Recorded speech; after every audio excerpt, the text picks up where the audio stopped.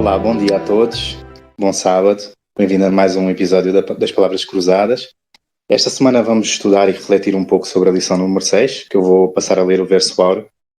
O verso áureo diz-nos: porque nos convinha tal sumo sacerdote, santo, inocente, imaculado, separado dos pecadores e feito mais sublime do que os céus.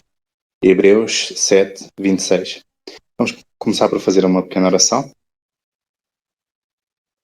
Bom Pai que estás nos céus, Senhor, queremos te pedir a tua ajuda, a tua sabedoria, Senhor, e o teu entendimento, para que, mediante a lição que chegou até nós, Senhor, nós possamos tirar os melhores ensinamentos e possamos praticá-la na nossa vida. Acompanha, Senhor, é aquilo que pedimos em teu nome, por Jesus. Amém. Olá, Mané. Olá, Tudo bem? tudo bem? Cá estamos nós. Cá estamos nós para mais um episódio das Palavras Cruzadas. Esta lição tem como tema na lição de sábado Jesus, o sacerdote fiel.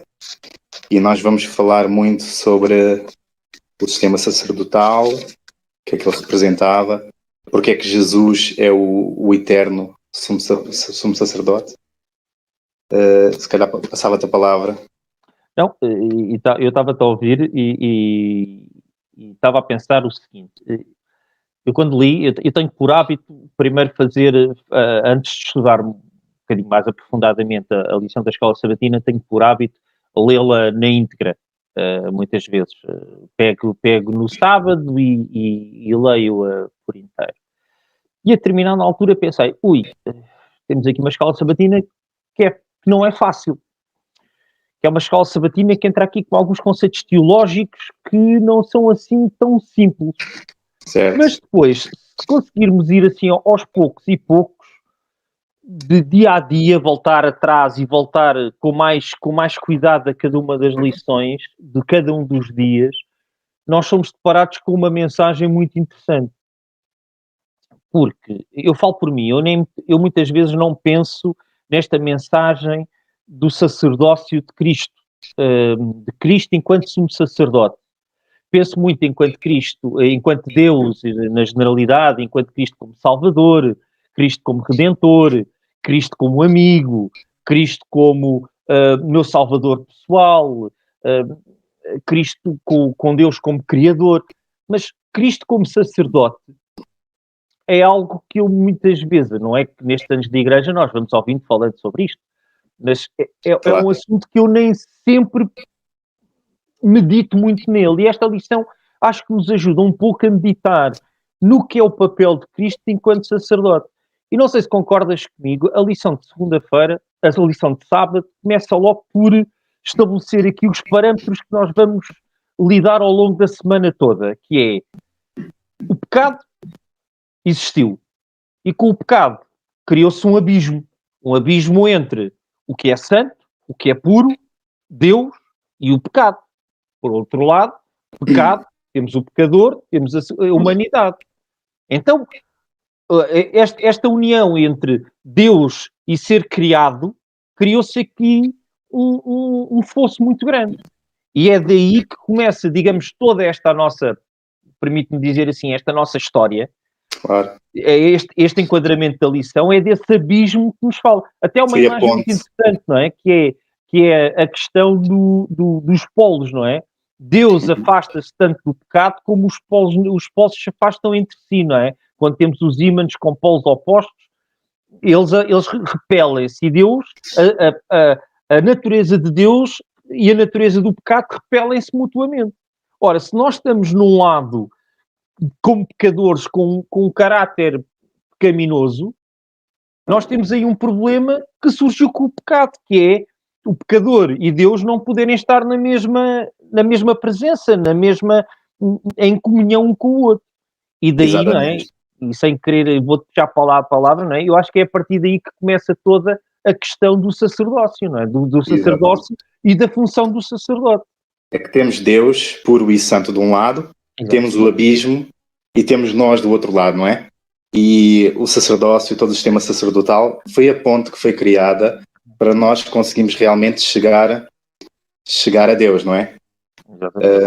Mas para nós compreendermos bem esta lição, existem aqui alguns conceitos que eu acho que devemos falar sobre eles, que é quais são as funções do sacerdote, quais são as funções do sumo sacerdote e talvez um pouco o que é preciso naquela altura para ser sacerdote, como é que se chegava a sumo sacerdote, quem é que podia ser ou não.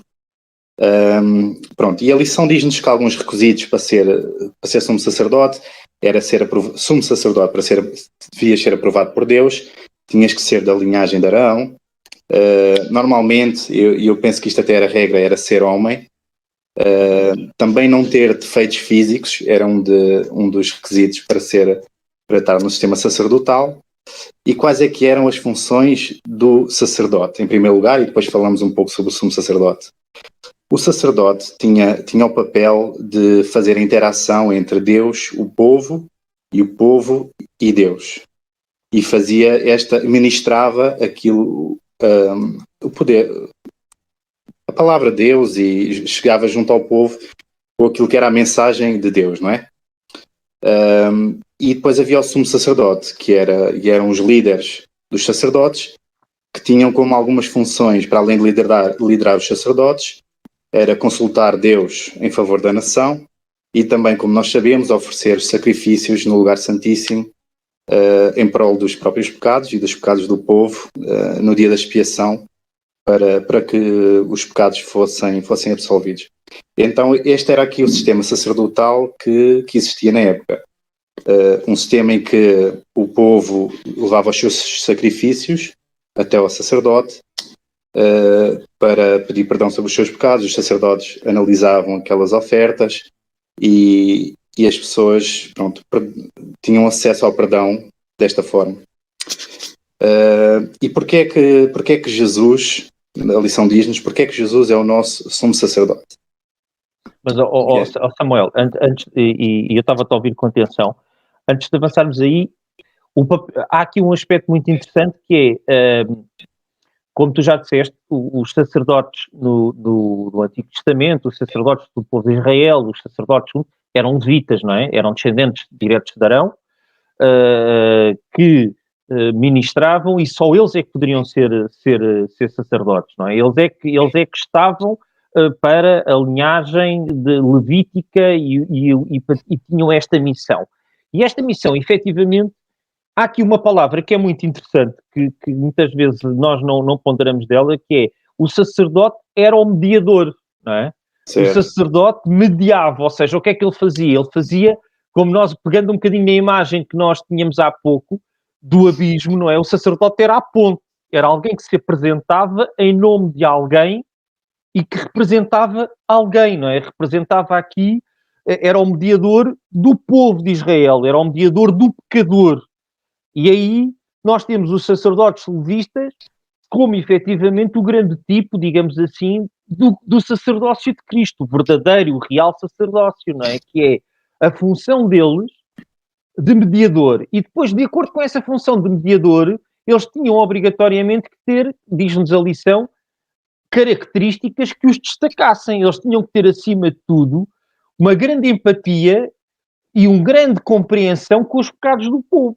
Porque se eles iam apresentar os pecados do povo e eram representantes do povo na apresentação perante Deus, eles tinham que compreender bastante bem o povo, eles tinham que ter compaixão, eles tinham que ter compreensão direta de porque é que aqueles pecados aconteceram e porque é que as pessoas eram assim. Não eram pessoas que podiam dizer, porque é que ele pecou, ou porque é que ele havia de fazer aquilo, tão mal que eu é. Ou seja, ele tinha que ter compaixão pelo pecador. E aí, exatamente, para poder exercer esse papel de mediador. E aí a importância que tu estavas-me a dizer, e é verdade, que é também do papel de Cristo. Cristo, ao ser o nosso mediador perante Deus para colmatar esse abismo do pecado, Cristo, melhor dizendo, peço desculpa, teve que ser um mediador, ele tem que ter compaixão, que sempre teve por nós, e acima de tudo uma compreensão muito direta do que é ser humano, do que é ser a natureza humana, do que é viver enquanto ser humano.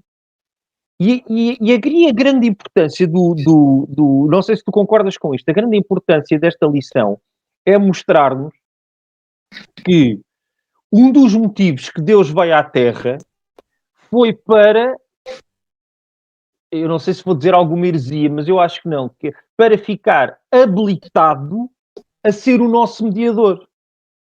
Porque a vinda de Cristo à Terra enquanto homem, não é? Enquanto homem que se tornou, enquanto vida aqui, enquanto percurso aqui, habilitou-o ainda, digamos, a ser um mediador do ser humano. Porque ele viveu como homem, ele esteve nesta terra, ele compreende melhor do que ninguém a natureza humana, ele compreende perfeitamente os seres humanos enquanto com as nossas questões. Não é que enquanto Deus não compreendesse, mas ele aqui experienciou, não é? Ele aqui viveu. E a importância da vinda de Cristo à Terra para ele ficar, digamos, habilitado a se apresentar ao Pai enquanto representante dos homens, não é? Não sei o que é que tu achas aqui também, que estavas-me a perguntar, e é aqui a grande questão central da nossa escola sabatina desta semana, que é este papel de Cristo enquanto mediador do ser humano. O que é que tu achas? Concordas um bocado com aquilo que eu disse, ou achas que ou tens uma visão diferente destas matérias? Não, concordo plenamente com aquilo que tu disseste. Inicialmente, no papel de sacerdote, realmente tinham que ser pessoas compreensivas, como a lição diz, com as fraquezas humanas. E Jesus, ao vir à Terra e ao experienciar o que é, embora sem pecado, não é? Ao experienciar as dificuldades do ser humano, claro que sim, que torna-se um ser, não duvidando das capacidades de Deus, né? Torna-se um ser com todo o conhecimento de causa e com não existe maior compreensão possível do que aquela que ele poderia ter depois de experienciar o que é viver como ser humano. E aí nós não temos dúvidas que ele viveu tudo aquilo que nós vivemos hoje e mesmo assim ultrapassou e viveu sem pecado e foi um ser perfeito, não é? Não podemos dizer que é impossível, não podemos dizer que nunca foi feito porque já foi feito. E torna, claro, um ser com toda a capacidade de conhecimento para nos ajudar e para interceder por nós junto de Deus. Claro que sim, concordo com aquilo que tu disseste. A lição de domingo diz-nos, pergunta-nos, qual é a lição de domingo pergunta-nos qual é a função do sacerdócio e segundo esta passagem, que era Hebreus 5:10, como é que Jesus cumpre essa função? Vai um pouco aquilo que nós estamos a falar, não é? Eu acho que é um bocadinho que estamos a falar. A função do sacerdote enquanto mediador entre o pecador e Deus, não é? Colmatando esse abismo, fazendo a ponte entre o homem pecador e o Deus e o Deus Criador e o Deus Santo, não é? E o sumo sacerdote apresentava-se enquanto mediador, enquanto ponte entre o homem e o pecador, com os seus pecados e Deus com a sua santidade, efetivamente. Este abismo que se abriu no início, a função do sacerdote visava fazer esta ponte entre o pecador e o santo, neste caso, e Deus, enquanto Deus, com o homem que se quebrou esse elo com o pecado, não é? Tentava, no fundo, unir as pontas, digamos assim. Claro. E efetivamente o sacerdócio dos levitas não deixava de apontar para o verdadeiro sacerdócio, digamos assim, que foi na humanidade, nesta história da humanidade, que é feito por Cristo, não é? Os levitas não deixavam de apontar para o papel de Cristo, que esse sim o verdadeiro sumo sacerdote, não é? Esse sim o verdadeiro representante da humanidade. No fundo, eu não sei se podemos dizer isto, em toda a história do povo de Israel, em toda a história do povo judeu, estamos a falar do Antigo Testamento e destas coisas, parece que Cristo criou sempre, em todos os rituais, em todas as funções, em todas as funções dos levitas, em todo o santuário, tudo era uma representação da realidade da humanidade na globalidade, não é? A função do sacerdote e depois a função de Cristo. A função do sacerdote não é nada mais, nada menos do que um exemplo à escala, digamos assim, do que Deus faz para toda a humanidade, não é? O papel do sacerdote de intercessor é o papel de Cristo de intercessor para a humanidade. No fundo, o sacerdote representava aqui um bocadinho a figura de Cristo. Representava aqui o que Cristo, com a sua vinda à Terra, iria representar.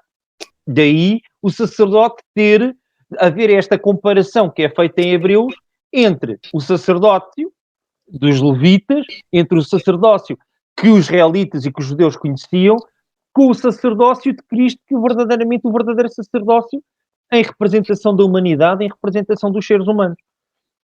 Exatamente. Mas, Samuel, passando um bocadinho para a lição de domingo, de segunda, peço desculpa, de segunda-feira, exatamente.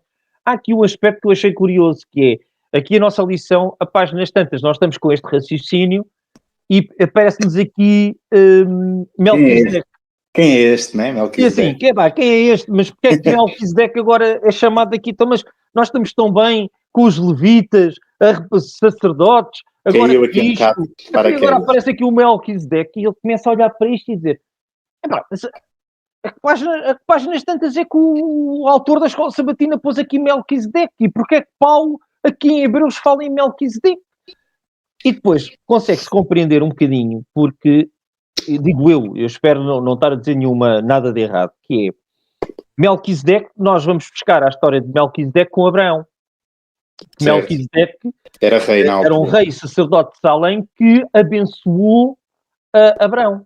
E que Abraão, depois de ter essa vitória, acabou por dizimar e dar o dízimo, a parte do dízimo dos 10% a Melquisedeque. E aqui é curioso que é, não nos esquecemos que ainda estamos a falar de Abraão inicialmente, ou seja, não estamos a falar já do momento posterior, estamos a falar das origens do povo de Israel, e estamos a falar aqui de alguém que não nos é dito na Bíblia, nem a sua genealogia, nem quando viveu, nem quando morreu.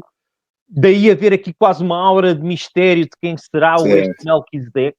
E depois é-nos dito que Melquisedeque aqui representa o sacerdócio de Cristo, não é? É um tipo semelhante, do sacerdócio de Cristo. E assim, tipo do sacerdócio de Cristo, mas porquê? Mas a verdade é que porque Melquisedeque não era levita. Mas Melquisedeque foi um sacerdócio anterior aos dos levitas.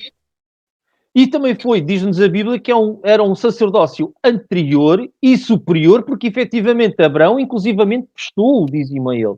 Ou seja, remete para Cristo, não é? Um sacerdócio muito mais antigo e muito mais superior do que o mero sacerdócio que eles conheciam na altura dos levitas. Não sei o que é que achaste aqui de Melquisedeque no meio disto tudo. Também acho que caiu um bocado de paraquedas e depois é um bocado, somos, não é? Para somos nós a tentar perceber como é que isto se encaixa aqui na lição. Exatamente. Mas realmente é o que tu disseste e já introduziste esta pessoa aqui, como é que ela interfere na nossa lição. A lição diz-nos: foi Cristo que falou através de Melquisedeque, o sacerdote do Deus Altíssimo. Melquisedeque, até é difícil. Melquisedeque não era Cristo, mas era a voz de Deus no mundo, representante do Pai. Através de todas as gerações do passado, Cristo falou. Pronto, temos aqui a informação, não é? Que Melquisedeque realmente era um rei, e à partida era um rei justo, era um rei que representava o caráter de Deus na terra, e tinha um papel semelhante ao de Jesus como sacerdote, e pronto, e foi isso que eu concluí aqui de Melquisedeque na lição. Também não há... Eu fico sempre nesta parte aqui. O sacerdócio de Melquisedeque adequadamente tipifica o sacerdócio real de Cristo. Ou seja, há aqui uma comparação do sacerdócio de Cristo, não com o sacerdócio dos levitas, mas mais do que isso, com o sacerdócio de Melquisedeque, que era muito anterior ainda ao sacerdócio dos próprios levitas. Exatamente. Mas, avançando um bocadinho na lição de terça-feira, não é? A lição de terça-feira continua-nos aqui a falar que os sacerdotes são mediadores entre Deus e os humanos, mas não podiam providenciar um acesso completo a Deus, porque não podiam proporcionar a perfeição. E aqui temos um bocado a introdução dos sacrifícios, né? Que os sacrifícios animais não podiam limpar a consciência do pecador, e que todo este esquema sacerdotal, no fundo, já apontava para algo mais especial que havia de vir no futuro, não é? Os sacrifícios tinham já o propósito de apontar para o ministério de Jesus e para o seu sacrifício, o único que iria proporcionar a verdadeira purificação do pecado. sabes que eu acho, desculpa estar-te a interromper, antes de raciocínio, o que tu disseste eu acho que é muito importante, porque toda esta nossa lição apresenta aqui um aspecto muito importante, que é, não, eu acho que estas palavras aos hebreus, que aqui estavam, era sempre chamar a atenção um bocadinho que as coisas não acontecem simplesmente, ou seja, os levitas e o sacerdócio que eles conheciam não acontecia por acaso, não acontecia sem sentido nenhum, só pelo ritual. No fundo isto tentou sempre descortinar o que é que estava por trás do sacerdócio dos levitas. Porque é muito fácil nós, como era fácil aos judeus, aceitarem aqueles rituais e aceitarem os sacerdotes simplesmente pelo que eles eram. E esquecer-se que eles eram mais do que... Eles eram um símbolo de algo que era muito real. E daí a importância sempre de... Quando aqui na lição de terça-feira se diz que a parte que estamos a estudar de Hebreus diz que leia Hebreus 7, 11 a 16, por que razão era necessário mudar a lei? Porque Paulo aqui fala na necessidade de mudar a lei. E Paulo aqui, a necessidade de mudar a lei, ele está a chamar a atenção que, atenção, os sacerdotes levitas que aqui estão não são nada mais, nada menos do que um símbolo do verdadeiro sacerdócio. Mas é um símbolo, porque se nós formos ver, Cristo não era levita, não é? E Cristo é o verdadeiro sacerdote. E daí haver a necessidade de mudar a lei, diz ele, de olhar para além da lei sacerdotal para compreender o sacerdócio de Cristo enquanto o verdadeiro sacerdócio. Não sei se concordas com isto. Há sempre aqui uma ideia de não olhem para os sacerdotes como meros sacerdotes, como mero rito, olhem para os sacerdotes como um símbolo, um significado do verdadeiro sacerdócio de Cristo. Não sei o que é que tu achas relativamente a isto. Certo. Em primeiro lugar, era necessário mudar a lei porque naquela altura só os sacerdotes, as pessoas da linhagem de Arão é que podiam ser sacerdotes, não é? Exatamente. E Paulo refere exatamente que é necessário mudar a lei porque qualquer pessoa deveria poder servir a Deus e servir no templo, não só a linhagem de Arão. Mas no fundo remete-nos aqui, exatamente como estávamos a falar, que a função dos sacerdotes diz-nos que era temporária e ilustrativa. Exatamente. O que é que tu achas destas duas palavras, temporária e ilustrativa? E agora partindo um bocadinho para a parte final da lição e fazendo agora este percurso.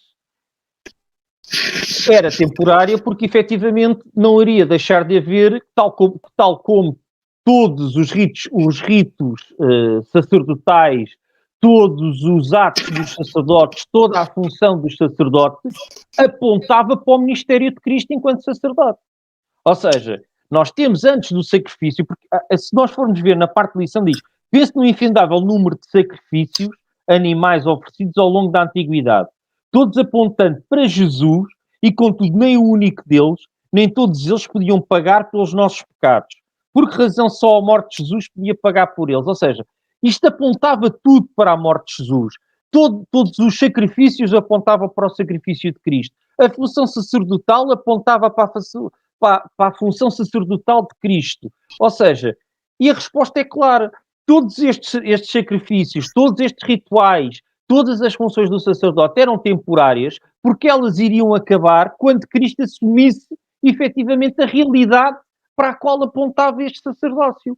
Os sacrifícios existiam, mas apontavam para o derradeiro sacrifício sem pecado do Imaculado por parte de Cristo, não é? Quando o verdadeiro Cordeiro se sacrificasse, Cristo, e todos aqueles sacrifícios anteriores apontavam, lembravam para a realidade que iria ser o sacrifício de Cristo.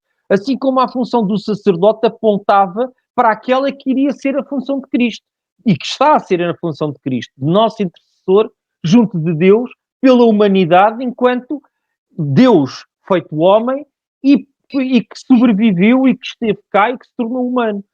Toda esta lição aponta um bocadinho que é, temos os exemplos dos levitas, temos os exemplos do aspecto do templo, dos rituais, e tudo isso apontava para uma realidade. E a realidade era a realidade de Cristo, da vida de Cristo e do sacerdócio de Cristo. Eu acho que se alguma coisa tem que ficar na nossa cabeça é tudo o que os sacerdotes representavam apontavam também para Cristo. E é preciso não esquecer que nos dias de hoje, não é? Cristo está a exercer esse papel de intercessor da humanidade e de representante da humanidade junto do Pai. O único que o pode fazer. Porquê? Porque foi o único que pagou o preço de viver cá e ser morto sem pecado para libertar, para nos poder libertar do pecado, não é? Para poder essa ponte ficar definitivamente construída. Os sacerdotes eram uma lembrança do que é que iria acontecer, não era? Era um memorando do que é que iria acontecer posteriormente com Cristo na realidade e o que é que Cristo iria fazer por nós. Não sei se o que é que também retiras agora em termos de conclusão da lição, também já estamos a chegar, julgo eu, ao fim do nosso tempo, o que é que retiras assim do teu aspecto central que ficaste com esta lição, Samar? Pronto, eu acho que o importante aqui a reter nesta lição é entendermos o sacrifício que Jesus fez por nós e como é que ele se encaixa, como é que ele é semelhante a este sistema sacerdotal. Jesus, com a vida santa e imaculada que levou pelo período que teve aqui na Terra, ele consagrou-se, mais ou menos assim dizendo, consagrou-se da mesma forma que o sumo sacerdote apresentava os seus sacrifícios. Jesus foi consagrado para entrar também na presença de Deus e oferecer a sua vida como sacrifício por todos nós, certo? Nenhum outro sumo sacerdote podia fazer isto, porque eram pessoas que tinham pecados e por isso tinham de todos os anos repetir aquele sistema sacrificial, não é? Todos os anos tinham que fazer a mesma coisa no dia da expiação, entregar os sacrifícios. E Jesus, ao fazer de si o sacrifício que queria anular todo este comportamento, pronto, como não tinha pecado, é o verdadeiro sacrifício. Pronto, terminou com todos estes atos, não é? que se fazia na altura. Já viste, Samuel, esta lição aponta-nos, e só para concluir a minha participação nestas palavras cruzadas, a lição aponta-nos para Deus, e é preciso nunca esquecer Deus.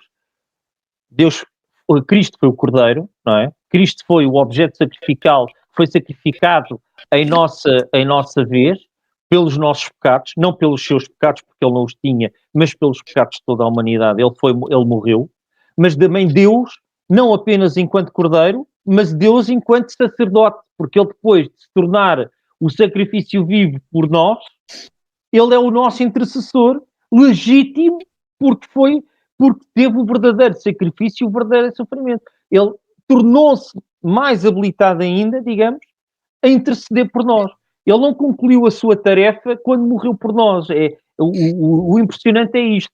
A tarefa de Cristo poderia ter acabado quando, pronto, eu morri pelos pecadores e os pecadores agora já estão habilitados a, se quiserem, poderem ser salvos, porque eu morri pelos seus pecados sem ter pecado algum. Mas mais do que isso, ele depois continua o seu trabalho enquanto intercessor, enquanto mediador entre a humanidade. Por isso é que muitas vezes se nos fala de Cristo quando nosso advogado. Ele é o nosso intermediário entre a nossa natureza pecadora, que não se consegue aproximar da natureza de Deus, e a natureza santa de Deus. E aqui é uma imagem que nós temos, que é o verdadeiro papel ao longo da história da humanidade que Cristo vai desempenhando.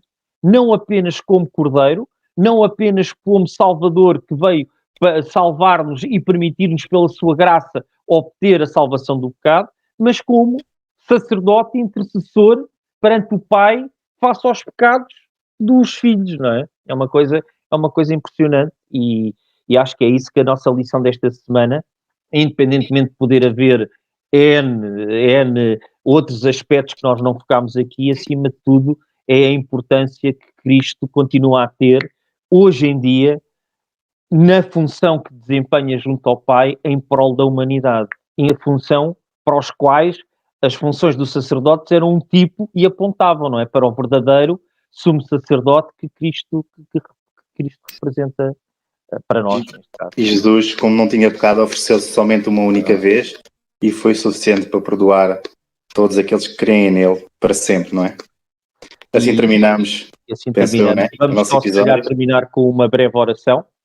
E já boa semana a todos e que esta lição possa ser enriquecedora para todos aqueles que que estão a estudar ou que estudaram e que possam aprofundar muito mais e que também possa ser algo de bom para no próximo sábado estarmos na escola sabatina e podermos participar ativamente e transmitir aos nossos irmãos aquilo que estudámos ao longo da semana.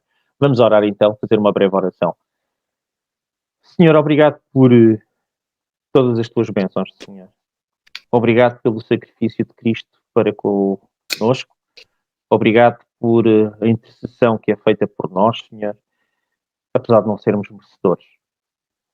Obrigado, Pai, pelo amor que tens connosco.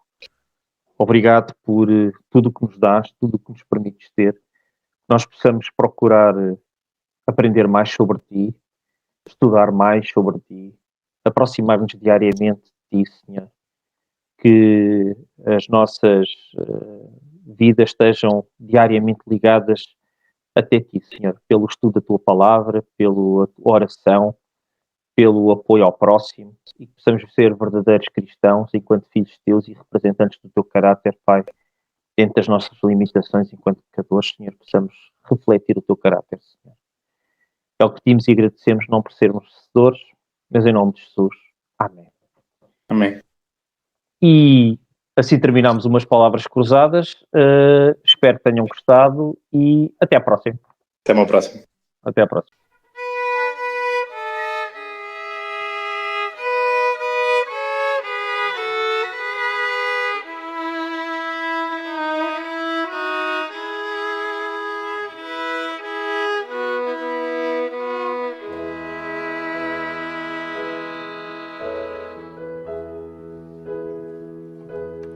Quando eu chorei e as lágrimas caíram, o coração pesado se tornou.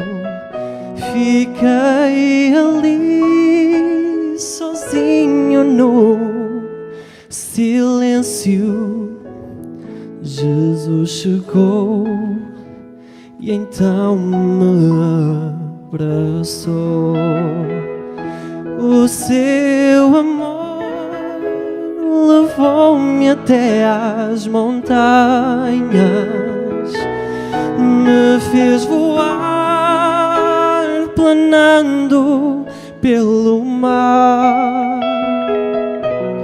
Foi ali no alto dos seus ombros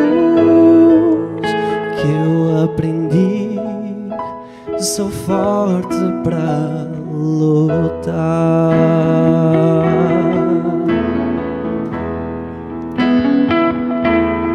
No mundo aqui a luta continua. São corações cansados de chorar, mas quando estou contigo eu fecho os olhos, eu posso ver o céu a me esperar. O seu amor levou-me até às montanhas,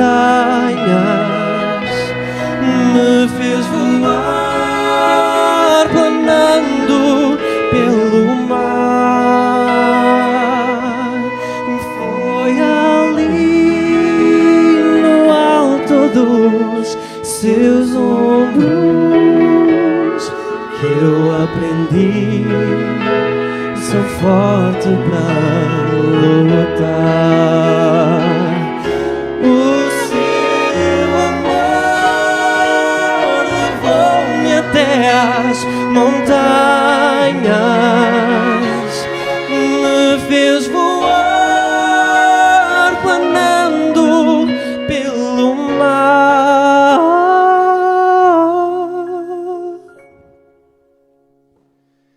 E foi ali no alto dos seus ombros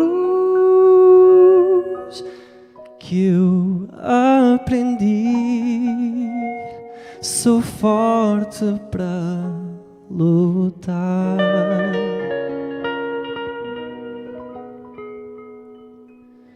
Que eu aprendi, sou forte para lutar.